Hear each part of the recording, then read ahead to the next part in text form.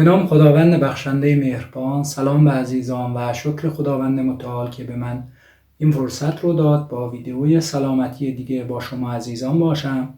اسماعیل صابری هستم و توی این ویدیو قصد دارم از ریسک کمبودهای تغذیه‌ای در روزه‌داری با هم دیگه مطالبی رو به اشتراک بگذاریم. من قبلنها درسته که مسلمان هستم و به موازین اسلامی که توصیه میشه عمل میکردم، از جمله روزه‌داری. ولی مسئله‌ای که در روزه گرفتن با من وجود داشت این بود که من وقتی روزه میگرفتم، اول اینکه به دلیل مطالبی که در تلویزیون، در جاهای مختلف، در اخبار از افراد مختلف میشنیدم در رابطه با روزه‌داری، دیدگاه من رو به روزه‌داری بسیار بسیار منفی میکرد. اینکه وقتی ما روزه میگیریم ممکنه که بدنمون اون نیازهای اساسی خودش رو نتونه تامین کنه و اگر این اتفاق بیفته این میتونه مضرات زیادی رو برای بدن ما، برای سلامتی ما به دنبال داشته باشه. و این باورها و این حرفها همزمان بود با اینکه من وقتی روزه میگرفتم حالات بدنی نامناسبی رو تجربه می‌کردم، یعنی بسیار بیحال می‌شدم، بسیار تشنه می‌شدم، اصلا اون اتفاق لازم، اون حال خوب لازم رو که قرار بود من با روزه‌داری تجربه کنم نداشتم و من از روزهای قبلی که روزه نبودم وضعیت بدنی بدتر می‌شد و این باعث می‌شد که رفته رفته انگیزه من برای روزه گرفتن بسیار بسیار کاهش پیدا می‌کرد و حتی زمانهایی رسید که من دیگه در ماه رمضان که ماه روزه‌داری برای ما مسلمان ها هست اصلا روزه نمی گرفتم. ولی خداوند متعال رو شکر میکنم که من رو هدایت کرد، باعث شد من اطلاعات سلامتی رو بهشون دست پیدا کنم که این اطلاعات سلامتی به من کمک کرد در درک بهتری که از بدنم تونستم پیدا کنم و از مسئله به نام روزه‌داری. چیزی که اتفاقی که باعث شد که من تونستم روزه‌داری رو به صورت بسیار سالمی انجام بدم، به صورت بسیار صحیح انجام بدم.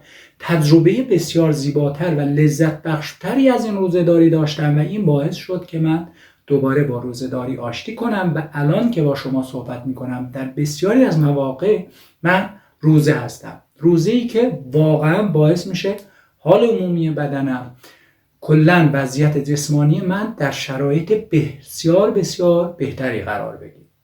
اینه که تصمیم گرفتم در سلسله ویدیوهایی در رابطه با روزه‌داری مطالبی رو با هم دیگه به اشتراک بگذاریم.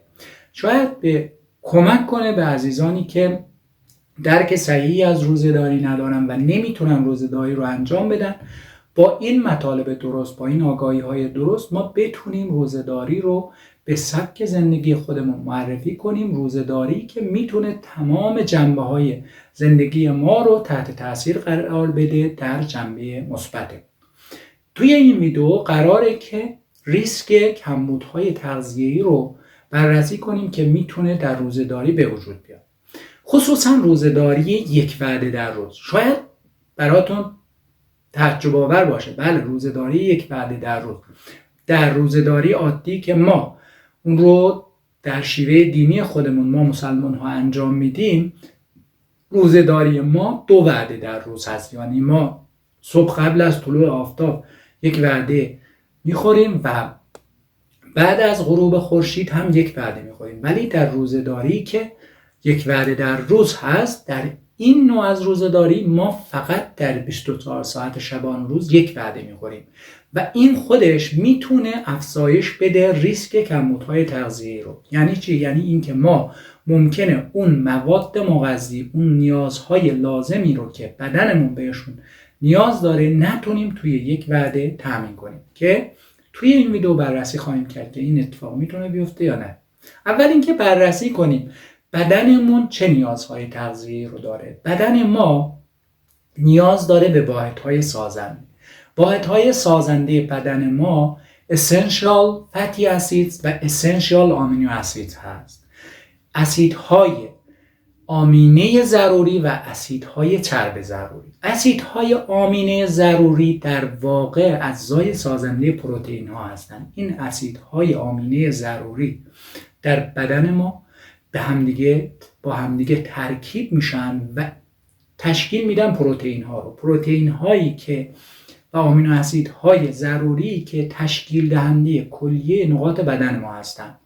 مایچه های ما، استخوان ما، مو، ناخن، هورمون های ما بیشترشون از اسیدهای آمینه ضروری تشکیل شده و کلا واحدهای سازنده بدن ما که زنده بودن و پویایی بدن ما رو به دنبال خواهند آورد. از طرف دیگه ما نیاز داریم به اسیدهای چرب ضروری. اسیدهای چرب ضروری که لازمه ساختار برخی از نقاط بدن ما هستند. مثلا مغز ما، مثلا سیستم عصبی ما این اسیدهای چرب ضروری رو نیاز دارند برای اینکه این قسمت از بدن ما درست ساخته بشه، سالم ساخته بشه.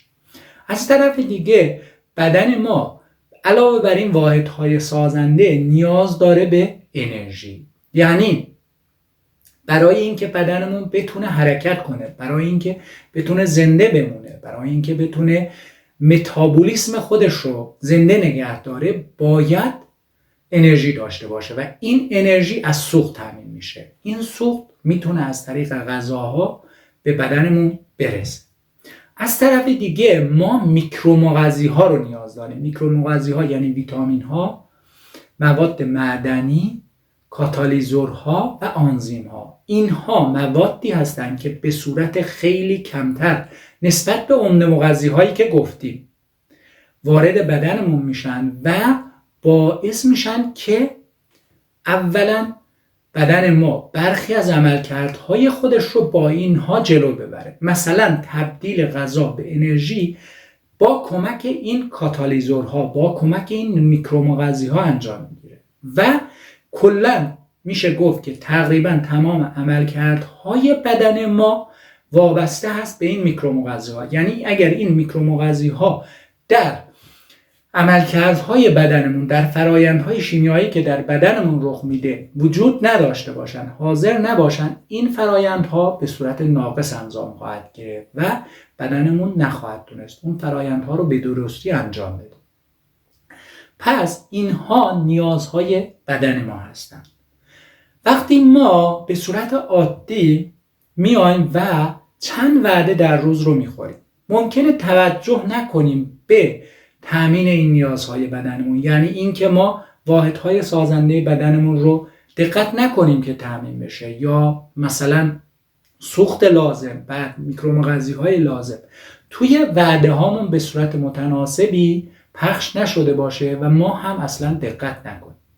ولی وقتی ما میایم روزه‌داری رو انجام میدیم و میخوایم نتایج سلامتی رو از این روزه‌داری دریافت کنیم، بهتره به این محتوای تغذیه‌ای رژیممون، خصوصا اون یک وعده یا دو وعده‌ای که در روز میخوریم، به صورت اساسی توجه کنیم که میزان پروتئین مناسبی به بدنمون وارد بشه تا این آمینو اسیدهای ضروری رو برای بدنمون تامین کنه.